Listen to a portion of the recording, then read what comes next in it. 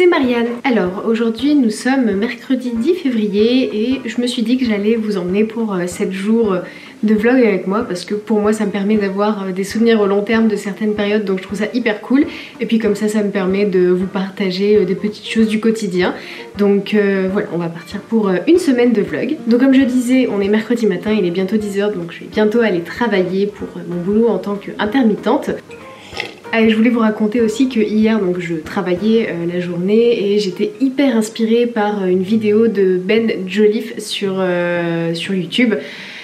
Qui est le mari de Jen Im, que j'apprécie énormément, dont j'apprécie énormément les vidéos, et il reprend un petit peu sa chaîne YouTube cette année et c'est hyper cool. Il est oh mais ça va là la litière. Et il a sorti assez récemment une deuxième vidéo cooking. Je vous invite vraiment à regarder son contenu parce que c'est vraiment hyper bien produit. Et dans cette vidéo entre autres il montrait une recette de perfect potatoes. Je sais faire cuire des patates hein, mais c'est juste que je trouve que c'est quand même un aliment qui est assez complexe à cuisiner pour être sûr quelle est vraiment la texture que tu veux à l'intérieur, donc pour ce cas là que ce soit vraiment fondant à l'intérieur de la patate et bien croustillant tout autour, c'est vraiment tout un art. Donc j'ai essayé sa recette et c'était vraiment hyper bon. À côté de ça j'avais fait un genre de feuilleté tressé que j'avais déjà fait d'ailleurs pour Noël si vous vous souvenez de mes Weekmas 2020, et j'ai fait ce feuilleté avec des protéines de soja, des champignons, du poivron rouge et du chou-fleur que j'ai fait cuire au panier vapeur. C'est la première fois que je l'utilisais, on l'avait eu pour Noël et je suis hyper contente, ça fonctionnait hyper bien et voilà, c'est la première fois que j'utilisais, donc je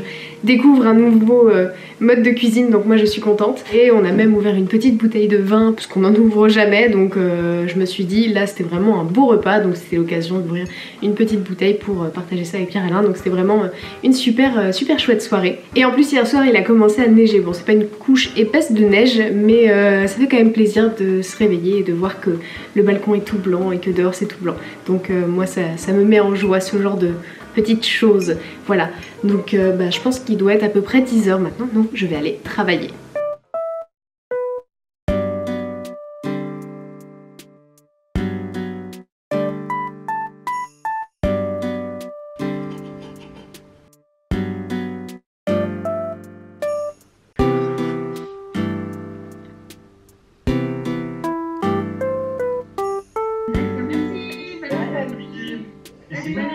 Hey, alors il est 15 h, je sors d'une petite réunion, on a mangé avec Pierre-Alain, puis après je suis remontée direct parce que j'avais une réunion à 14 h 30 qui vient de se terminer. J'étais un peu stressée ce matin parce que j'avais un visuel à rendre pour la réunion et j'arrivais pas à avancer, j'avais l'impression que ce que je faisais c'était vraiment pas terrible et du coup je me suis dit bon je vais me laisser juste le temps du repas un petit peu et je vais revenir juste avant la réunion pour vérifier si j'ai pas un déclic sur mes visuels. J'ai pas eu particulièrement de déclic donc j'ai envoyé mes visuels comme ça et il y en a un qui a beaucoup plu donc je suis très contente. Donc ça c'est fait, j'ai juste quelques petites modifs mais franchement voilà, il n'y a pas tout à refaire donc c'est très cool. Donc je vais m'atteler à faire tout ça. Ah, c'est l'heure des croquettes chez les chats. J'ai d'autres déclinaisons après à faire de ce visuel et un autre visuel sous-jacent, mais ce sera beaucoup plus simple que cette créa là qui était vraiment une créa complète et forcément ça prend plus de temps. Donc voilà, une bonne chose de faite, je suis très contente et très soulagée et je vais m'y atteler pour cet après-midi.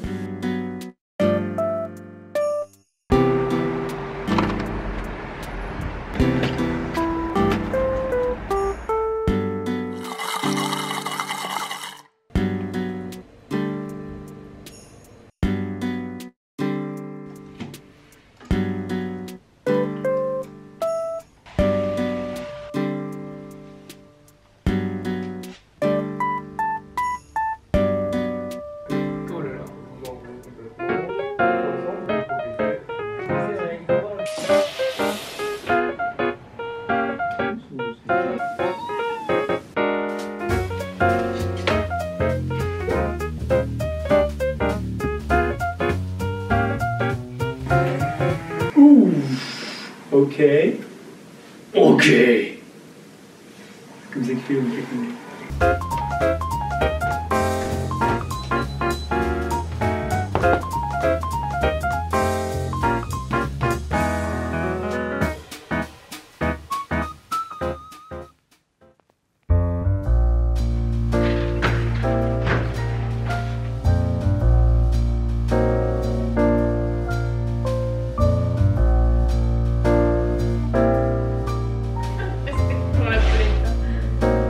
Ça manque d'un petit pot de canard là. Non. Petit canard rôti.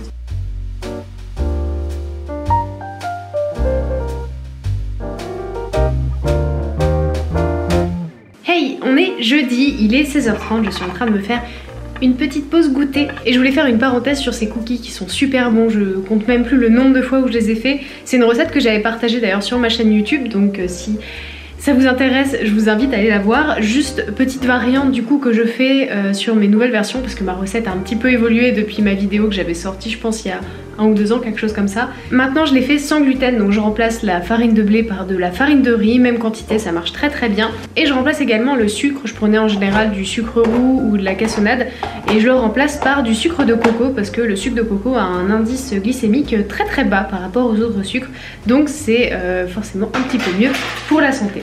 Voilà, je voulais juste faire une parenthèse cookies et ils sont super bons, vraiment faut les essayer. Ils sont donc sans gluten et vegan et c'est vraiment une tuerie. En général quand je sais que je vais avoir une séance de sport le soir et qu'elle va être assez intense et que j'ai besoin d'un petit coup de boost énergétique, je me permets de me faire un petit goûter comme ça vers 16h, 16h30, ça dépend l'heure à laquelle je vais avoir mangé un petit peu plus tôt. Des fois je vais prendre un petit fruit, des fois je vais prendre un petit biscuit, ça dépend vraiment de mon envie et de ce que j'ai aussi. Là aujourd'hui je me fais un petit peu plaisir, c'est pas systématique du tout, c'est vraiment j'écoute mon corps et si je sens que j'ai besoin de prendre un petit truc pour me donner un petit peu d'énergie, je vais le faire à peu près 2 heures avant ma séance parce qu'il faut le temps que le corps assimile ce que je vais lui donner à manger. Du coup je me suis fait une petite tartine avec le pain de mie de Pierre Alain à fait maison avec dessus du peanut butter et de la confiture, un petit lait d'avoine et aussi un petit cookie maison. Ah et puis ce matin vous avez vu il y a vraiment eu une très grosse réunion dans l'entreprise dans laquelle je travaille en ce moment en tant qu'intermittente. C'était vraiment une très grosse réunion, c'est la première fois je crois que je fais une réunion en visio où il y a autant de monde. C'était assez fou, ça a duré assez longtemps forcément, c'était vraiment une réunion de rentrée donc axée objectif 2021, ce qu'on a fait en 2020 etc. Alors moi je suis arrivée vraiment sur la fin d'année avec eux mais c'était intéressant quand même, j'ai appris des choses sur la boîte donc c'était quand même instructif et aussi impressionnant parce qu'il y avait du monde. Et puis après manger au moment du café il me restait un petit créneau pour planifier nos prochaines petites vacances. On avait déjà prévu de partir dans le Jura, on avait fait une première réservation mais juste de 2 nuits et on voulait a priori rester sur toute une semaine, enfin sur 7 jours. Et donc on avait fait une première petite réservation dans un endroit un petit peu spécial que vous aurez l'occasion de voir dans une prochaine vidéo. On devait trouver un autre endroit et réserver les 4 nuits suivantes pour faire nos 7 jours complets sur place du coup. Donc j'ai pris le temps de faire une petite recherche et là on a booké, on attend encore, c'est un Airbnb donc on attend encore que ça se confirme mais voilà, j'espère que va pas y avoir de grosses restrictions d'ici là en France, donc on croise les doigts pour que ce voyage puisse se faire. En fait d'habitude je réserve beaucoup plus tôt que ça mais là tout est tellement incertain, on sait pas ce qui va se passer demain, on sait pas si tout d'un coup on va être reconfiné ou quoi, donc on a attendu vraiment la dernière minute pour faire cette réservation et encore même on n'est pas sûr que ça puisse se faire, normalement on est censé partir dans 2 semaines. Donc voilà, en tout cas je suis contente que cette réservation soit faite, j'espère qu'elle sera acceptée et maintenant je vais profiter mon petit goûter que je n'ai pas beaucoup avancé parce que j'ai beaucoup parlé.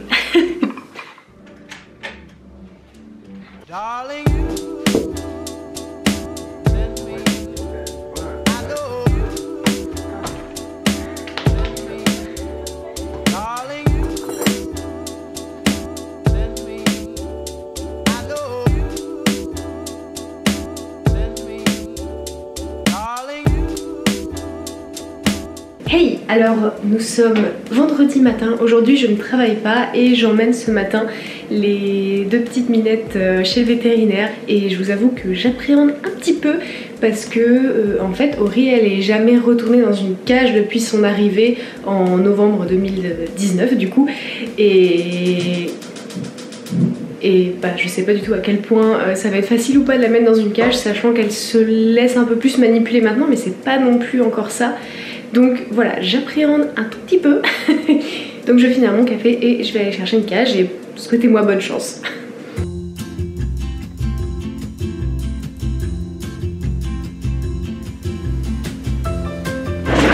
Oh non!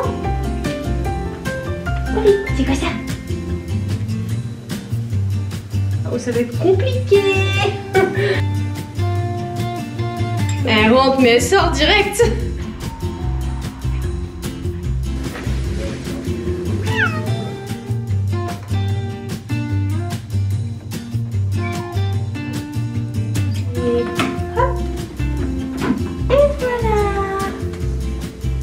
Bah non, c'est pas des gamelles là.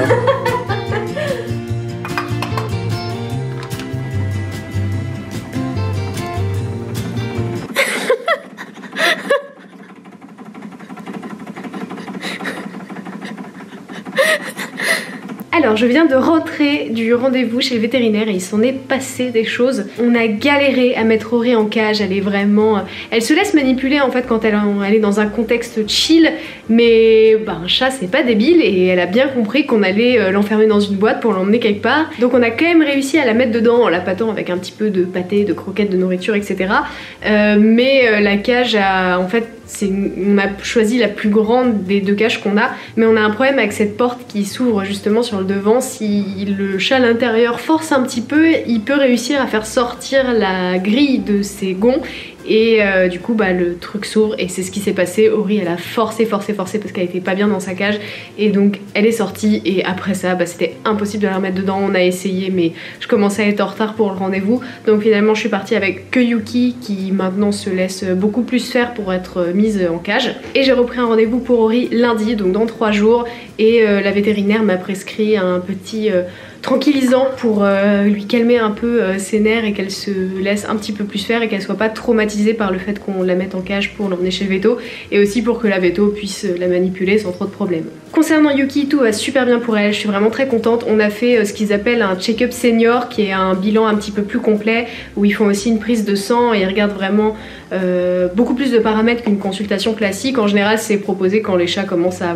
atteindre un âge un petit peu élevé. Yuki elle va sur ses 9 ans donc c'est le moment de commencer à contrôler peut-être un petit peu plus de choses. Et au niveau du poids, la veto était choquée, elle est passée de 5,6 kg en 2019 à 3,9 kg là du coup début 2021. Sur le moment elle était là, mais vous êtes sûre c'est le même chat? Enfin elle a vraiment perdu beaucoup de poids et c'est normal parce que bon, on a adopté Ori et Yuki a un petit peu retrouvé son esprit de jeu, elle court beaucoup plus, elle se bouge beaucoup plus et donc elle est rationnée aussi en parallèle.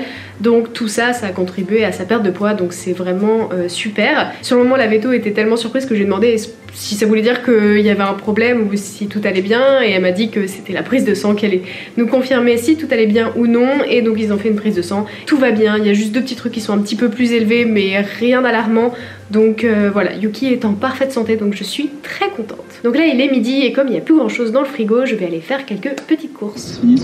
C'est vraiment le jeu pour les gens qui aiment bien. Je viens de finir de faire mes petites courses, alors j'ai oublié de faire un petit plan à l'intérieur du magasin bio, mais croyez-moi, les courses sont faites. Et je prends la caméra parce que c'était...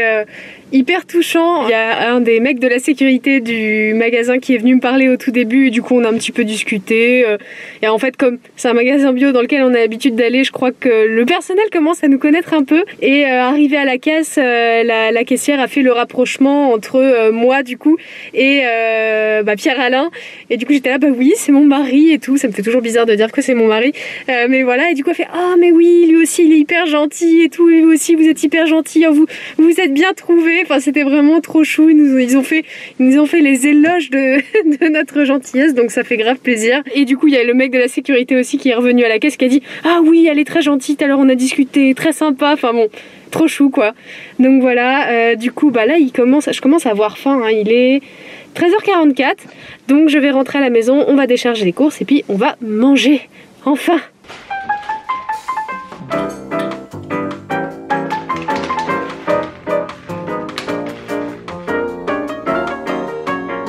Marianne et Pierre-Alain et leurs 500 000 farines différentes.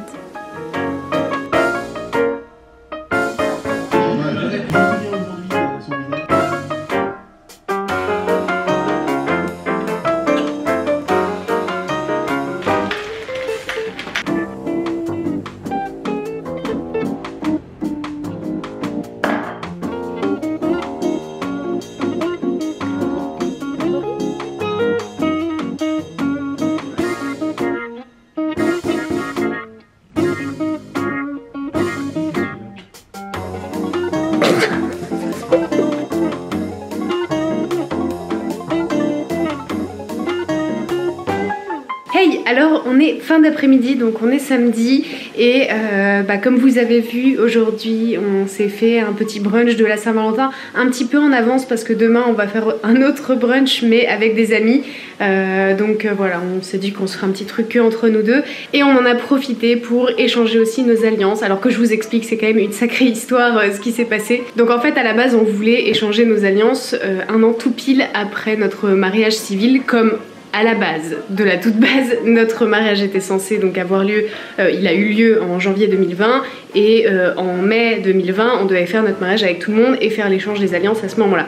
Ça n'a pas pu se faire à cause de la pandémie, donc du coup on a reporté notre gros mariage, disons, avec tous nos proches. Donc on a préféré attendre avant de faire une gravure, donc on a récupéré les alliances sans gravure et on les a redéposées finalement début janvier de cette année, là en 2021, pour qu'elles soient gravées à la date de notre mariage civil. Sauf que à la date de notre anniversaire de mariage civil, Pierre-Alain était allé récupérer les alliances, sauf qu'il s'était planté sur la gravure, donc on a dû les laisser pour qu'ils fassent une regravure et 15 jours plus tard Pierre-Alain était les récupérer et donc on a pu, on attendait un petit peu une occasion pour pouvoir faire notre échange et on s'est dit que la Saint-Valentin, même si en vrai on l'a fête sans la fêter, mais que c'était un bon prétexte pour faire ça. Donc on a bien mangé, c'était hyper bon, j'avais fait des recettes, quasiment que des recettes TSE, donc toutes véganes sauf les œufs brouillés que j'ai fait à côté. Pour revenir à ces histoires d'alliances aussi, c'est passé un truc assez incroyable. Donc comme je vous ai dit, on les a laissés une deuxième fois finalement pour la regravure et il se trouve que en fait 3 jours avant que nos alliances soient disponibles en retrait, la boutique dans laquelle on les a commandées s'est fait cambrioler et ils ont perdu 80% des bijoux qui étaient dedans. Il y a 4 braqueurs qui sont venus en scooter et qui ont récupéré donc 80% de leurs bijoux. Et sauf que comme nos alliances étaient encore en gravure à ce moment-là et qu'elles sont arrivées donc 3 jours après, elles n'étaient pas sur place, elles étaient dans l'atelier de gravure et elles sont revenues 3 jours plus tard au moment où on a pu les récupérer. Donc c'était à 3 jours à ce que nos alliances se fassent également voler et qu'on puisse pas les récupérer alors qu'on était censé les récupérer beaucoup plus tôt. Enfin, on n'est vraiment pas passé loin et franchement c'est hyper relou pour la bijouterie, ça me fait de la peine pour eux. Mais voilà, malheureusement c'est arrivé et nous on a quand même eu de la chance dans cette histoire. Et sinon là je viens de couper les cheveux de Pierre-Alain et on était en train de regarder le stream d'Auria parce qu'elle joue à Little Hope. C'est un jeu que j'ai terminé il y a un mois je dirais, peut-être un peu plus, non il y a un mois je pense. Et du coup je trouve ça drôle de revoir des gens jouer à ce genre de jeu. Si vous connaissez pas, c'est un jeu qui reprend le principe de Until Dawn qui me semblait quand même assez connu. Chaque choix va avoir un impact sur le scénario et voilà, je trouve ça drôle avec le recul, sachant que c'est la première fois sur un jeu comme ça que j'avais un perfect ending. J'étais trop fière de moi, alors que bon, pendant tout le long j'ai stressé évidemment, mais voilà, du coup je trouve ça drôle de regarder avec du recul les gens y jouer, sachant que maintenant je connais l'impact de chaque décision. Donc voilà, je trouve ça assez fun et du coup j'étais en train de regarder ça. Là je viens de terminer de lui couper les cheveux, il est là-haut en train de finir de prendre sa douche et du coup je suis en train de regarder ça en attendant, voilà, pour chiller un peu.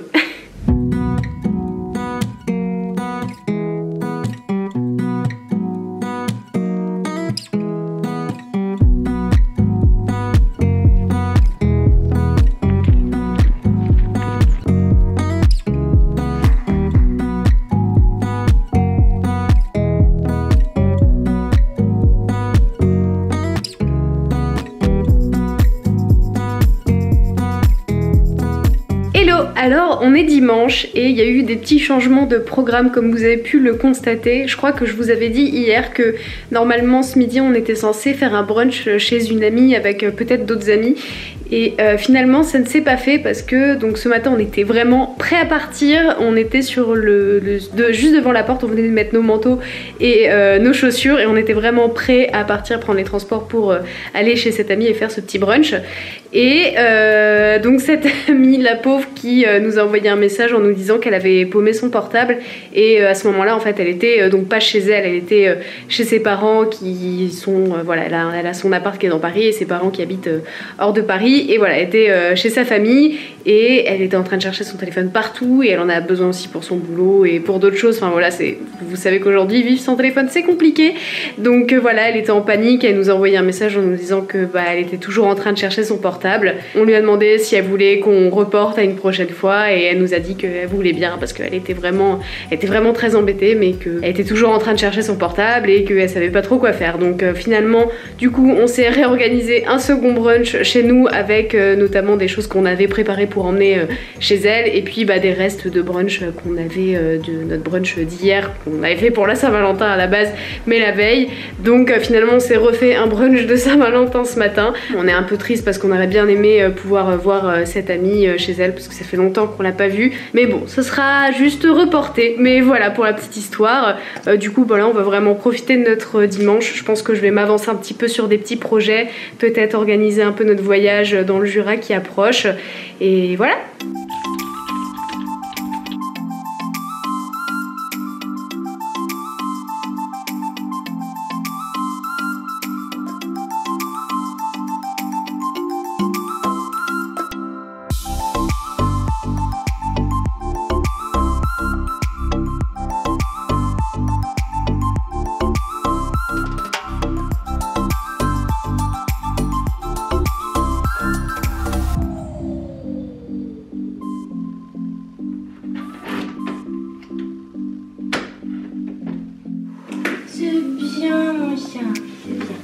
On y va vite.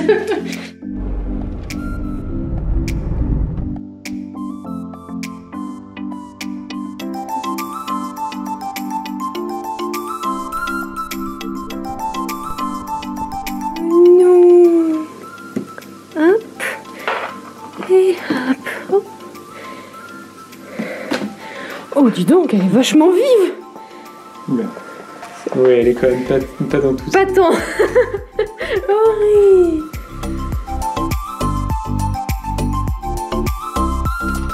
Bon alors on est un petit peu plus tard dans la journée, il est 15 h, donc ça fait un petit moment maintenant qu'on est revenu de chez le vétérinaire. Aurélie est en train de manger comme vous pouvez le voir, donc elle va bien. La véto a dit que tout allait bien pour elle. Elle a checké ses petits battements de cœur, ses oreilles, ses dents, ses yeux, tout va très très bien. Là elle est encore un petit peu shootée, ce qui est normal. Finalement le petit calmant qu'on lui a donné, ça a fait effet bien plus tard que prévu. Alors Bichette. Même la vétérinaire était surprise quand j'ai retiré mon manteau qui était par-dessus la cage. C'est un moyen pour le fait qu'il soit plongé dans l'obscurité. Apparemment ça les rassure et ça les déstresse un petit peu. Donc j'avais fait ça pour qu'elle se sente un petit peu mieux. Et au moment où j'ai enlevé mon manteau, elle avait beaucoup moins d'énergie que d'habitude, mais on voyait qu'elle était encore quand même un peu vive. Elle m'a dit que ce qu'elle m'avait donné c'était vraiment censé la shooter au point où elle dorme en fait. Elle était censée vraiment dormir et elle s'attendait à avoir un chat complètement dormi. Alors que bon, elle avait quand même les yeux bien ouverts et tout, et du coup j'ai eu un peu peur que on ouvre la cage, qu'elle sorte et qu'on n'arrive jamais à la remettre dedans. Finalement ça va, elle s'est laissée manipuler comme vous avez vu sans problème. La véto a pu l'ausculter en toute sérénité et elle a pas du tout l'air d'être traumatisée. On va voir comment ça va se passer pendant les prochaines heures, mais c'est assez étonnant parce que donc voilà, on a fait la petite consultation, on est rentré et elle a pas arrêté de bouger. Au lieu de voilà, ça se voyait qu'elle marchait pas droit, qu'elle avait pas du tout le contrôle de ses mouvements, mais comme si Ori voulait se prouver à elle-même que tout allait bien, elle continuait de sauter sur des meubles, de faire sa petite vie de chat d'habitude, alors que clairement là c'était pas comme d'habitude parce qu'elle était sous un médicament qui l'avait complètement shootée quoi. Et d'ailleurs j'ai abordé le sujet des croquettes parce que j'ai une abonnée, salut Lucie, tu passes par là, qui était venue me voir en MP sur Instagram pour me dire que les croquettes que je donnais à mes chats, donc à savoir des Hill's Prescription, qui étaient des croquettes que mon vétérinaire m'avait recommandé pour Yuki à la base, et du coup c'est ce qu'on a fini par donner aussi à Ori. Donc cette abonnée est venue m'envoyer un petit MP pour me dire que en fait ces croquettes là c'était pas terrible, que on était à la limite de l'empoisonnement des chats et que voilà, c'est des industriels qui produisent ça, donc ils mettent un petit peu de la merde dans les croquettes et que il n'y avait pas tous les apports nécessaires pour une excellente santé de nos chats. Donc j'ai un petit peu potassé tout ça. Elle m'avait envoyé un lien d'article et j'ai essayé d'entrecouper avec d'autres choses qu'on pouvait trouver sur internet, mais je voulais quand même aussi en parler à ma vétérinaire. Elle m'a dit que effectivement oui, il y a plus de céréales et en général c'est ce qu'on reproche à ces croquettes là. Il n'y a pas que ça hein, mais c'est vrai que c'est un gros sujet qui revient beaucoup par rapport à ces problèmes de croquettes, c'est que les protéines apportées sont en grande majorité des protéines de céréales, et ma vétérinaire m'a dit que le souci qu'elle a relevé elle à son sens, c'est que les céréales ça fait plus facilement grossir le chat, alors que si le chat a essentiellement une majorité de protéines animales dans ses croquettes, il sera moins sujet à ce genre de problème. Donc bon, je vais parler de la marque vers laquelle j'étais en train de me tourner, à savoir les Origen, qui du coup sont composés de bien plus de protéines animales et dont la composition globale est bien meilleure pour les chats. Je vous laisserai pareil le lien de l'article que cet abonné m'avait envoyé dans la description si jamais ça peut vous être utile. Et de toute façon, elle m'a dit que à partir de 8 ans, un chat ça doit avoir au moins un apport en nourriture humide par jour. Là c'est ce qu'on a commencé à faire avec Yuki depuis un petit moment maintenant, c'est une habitude qui commence à être bien mise en place maintenant de toute façon. Et elle m'a également dit que le must du must c'est de faire à manger à ses chats, mais il faut être hyper vigilant pour l'apport en protéines animales et végétales, qu'il y ait un bon équilibre avec les céréales potentiellement que vous leur donnez, ou et les légumes. Enfin bon, il y a vraiment tout un truc à surveiller, c'est très complexe, donc faut soit se faire suivre au moins par son veto, je pense, pour être sûr de pas se planter, soit vraiment bien se renseigner, acheter des bouquins pour pas faire de bêtises et pas mettre en danger la santé de nos animaux. Elle m'a également dit que si on faisait une nourriture qui est exclusivement faite maison, que en général il y a des problèmes d'apport en calcium ou certaines vitamines qu'il faut venir rapporter dans la nourriture en plus par des compléments sous forme de gouttes ou autres. Donc voilà, c'est vraiment très complexe, donc ne faites pas de bêtises à ce niveau là. Voilà, moi je m'y connais pas assez et de toute façon pour l'instant la majorité du temps c'est des croquettes et ça m'est déjà arrivé assez récemment d'essayer de cuisiner des petites choses pour elle, mais je n'ai pas assez de connaissances dans ce domaine là, donc je ne peux pas vous apporter trop de réponses non plus concernant tout ça. Après elle m'a également dit aussi que de son point de vue à elle, la vétérinaire, ça fait des années qu'elle travaille, qu'elle est vétérinaire et qu'elle recommande des Hills à ses clients et qu'elle n'a jamais remarqué des gros problèmes de santé qui étaient liés à ces croquettes là. La seule chose étant peut-être un léger surpoids en fonction des animaux qui réagissent différemment. Donc voilà, je me dis que dans le doute, autant fournir de meilleures croquettes qui a priori sur papier ont une meilleure composition. De toute façon, c'est pas perdu pour nos chats, sachant que financièrement c'est pas spécialement beaucoup plus cher, c'est peut-être un petit peu plus compliqué de se fournir, donc on va continuer avec ces nouvelles croquettes qu'elles ont l'air d'apprécier. Là on est en période de transition, mais pour l'instant ça se passe plutôt bien. Ah, et dernier truc, et après j'arrête de vous embêter avec mes histoires de croquettes, elle m'a aussi dit que les croquettes qui étaient plus fortes en protéines animales faisaient que en général les déjections des chats, on va pas parler des chats, peut-être que les chiens c'est pareil, j'en sais rien, mais en tout cas les déjections des chats étaient supposées sentir un peu plus fort, donc ça peut être gênant en appartement. Voilà pour la parenthèse chat. Cet après-midi je vais continuer à avancer sur le montage de ma prochaine vidéo de une semaine dans mon assiette, et j'ai aussi un petit colis Vinted à aller récupérer dans un point relais. Voilà pour le programme de cet après-midi.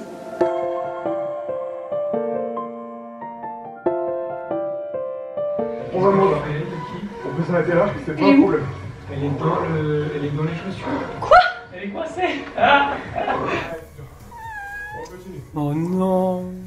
Ça va brûler, sinon. C'était dans les chaussures et ça s'est refermé sur elle. Du coup elle était coincée dans le meuble, la tête coincée sur le mur comme ça. Elle faisait...